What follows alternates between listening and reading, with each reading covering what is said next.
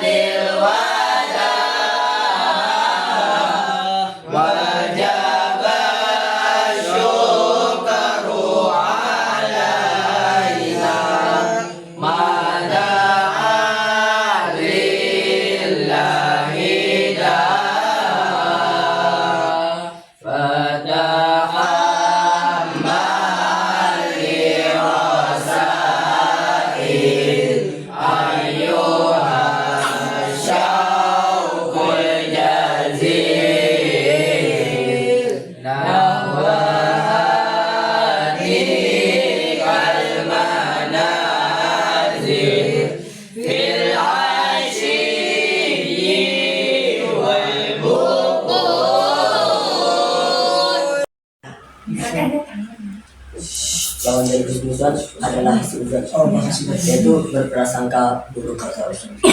Adapun pengertian husnuzon adalah seseorang yang selalu berprasangka baik, baik itu kepada diri sendiri, sesama manusia, bahkan kepada Allah Subhanahu wa Ta'ala.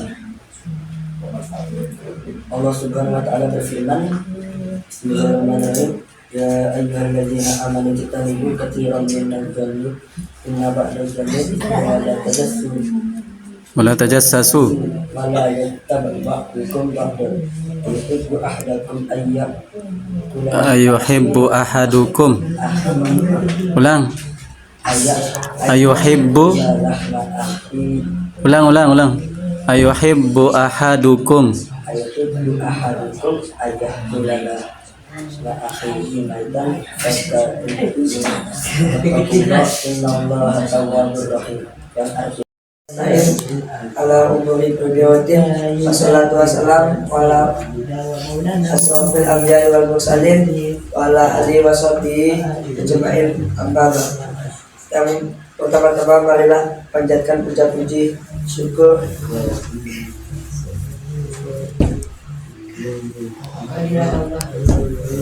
marilah kita panjatkan puja-puji syukur kita kepada Allah Subhanahu wa Ta'ala. Puja dan puji syukur kepada Allah Subhanahu wa taala karena sudah memberikan kesehatan untuk hadir di acara kita ini. Jangan lupa salat serta salam terpanjang pada baginda besar kita yakni Nabi Muhammad Sallallahu Alaihi Wasallam. Dan berdirinya saya di sini untuk membacakan kitabiat yang berjudul Bersuci Sebelum Membaca. Alhamdulillahirrahmanirrahim. Wassalatu wassalamu ala asrofil anbiya'i wal mursalin Sayyidina Muhammadin wa ala alihi washabihi ajma'in. Amma ba'd. Kepada hadirin yang dirahmati Allah, mari kita panjatkan puja puji syukur kepada Allah Subhanahu wa taala karena telah memberikan kita kesehatan untuk hadir di acara kita biar seperti ini. Ayo, mari kita sama-sama ucapkan Alhamdulillahirabbil alamin. Dan yang kedua, jangan lupa kita ucapkan atau kirimkan salam dan juga salawat kepada tuntunan kita yaitu baginda besar Nabi Muhammad Sallallahu Alaihi Wasallam. Berdirinya saya di sini untuk membacakan sebuah khitabiah bertema jangan boros. Hadirin yang dirahmati Allah, boros dalam segala hal adalah tindakan tercela atau bahkan haram.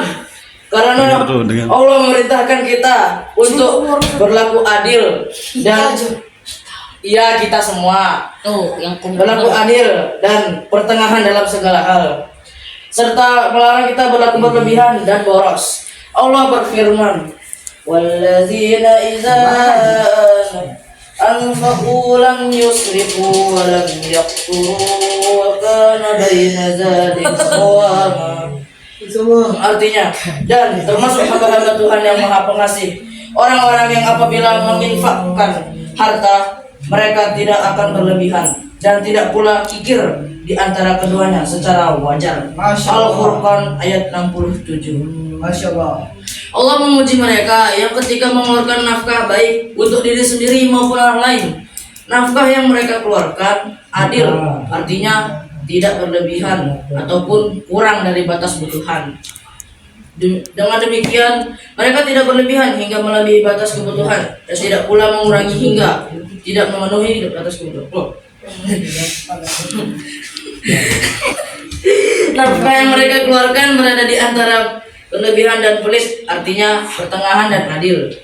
Ketentuan pertengahan seperti ini berlaku dalam segala hal baik terkait harta, waktu, perkataan, tidur, pujian ataupun celaan. Karena adil dan hemat harus diterapkan dalam segala hal. Sehingga orang yang membelanjakan harta tidak boros dan tidak pula pelit. Waktu pun tidak ubahnya seperti harta, harus digunakan secara hemat. Sebab apabila seseorang menyia-nyiakan waktu, dia pasti rugi besar. Demikian halnya dengan bicara, manakala seseorang berlebihan dalam berbicara dan menuturkan apa saja, semua itu justru akan menjadi petaka baginya. Bahkan dalam hal tidur pun demikian. Manakala seseorang tidur secara berlebihan, ia akan menyia-nyiakan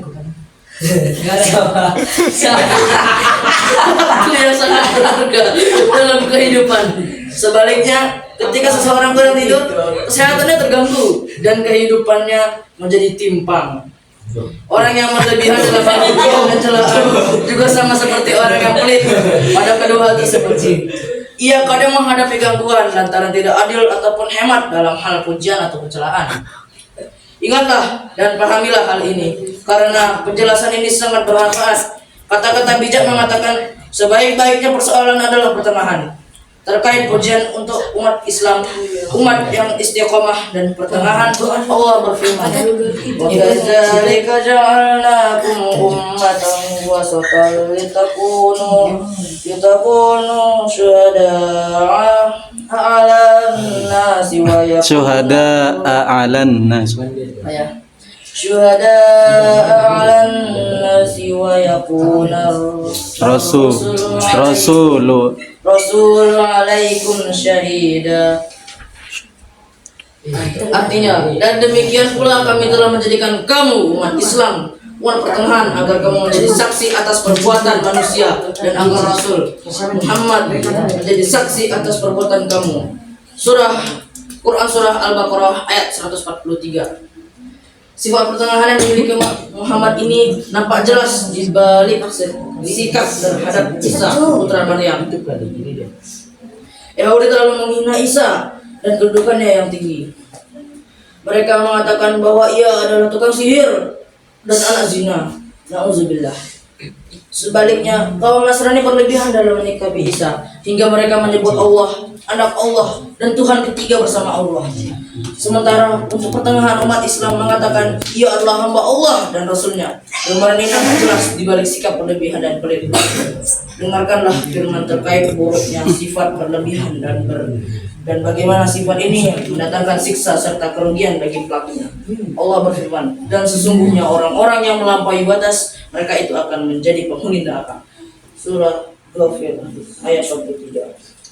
Lihatlah bagaimana Allah menyebut orang-orang yang melampaui batas saja yang menjadi penghuni neraka, seakan tidak ada yang masuk neraka ataupun menghuni neraka untuk selamanya selain orang-orang yang melampaui batas saja.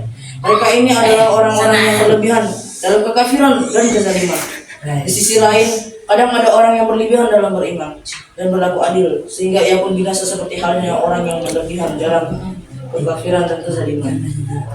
Khawarij dan Rafidah misalnya, mereka ini menjauhi keadilan dan keyakinan serta menjauhi keadilan dalam amal, sehingga mereka tersesat dan binasa. Nauzubillah.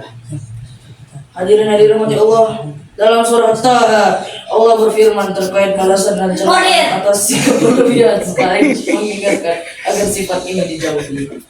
Wa kadzalika najzi man asrafa wa lam yu'min bi ayati rabbih wal azabul akhirati asyaddu wa abqar.